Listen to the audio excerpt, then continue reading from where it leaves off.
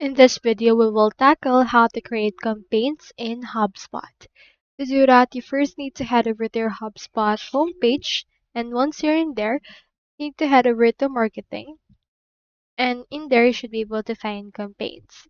Do take note that this feature is included only on the Marketing Hub Professional, so when you click on this, you will be redirected to upgrade to that particular plan.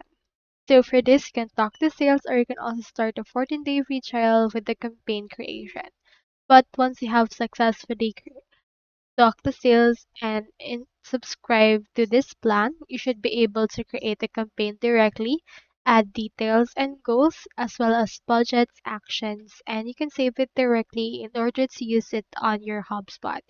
You can also add these assets like marketing assets like emails, blog posts, landing pages to your campaign in order to make it more complete as well.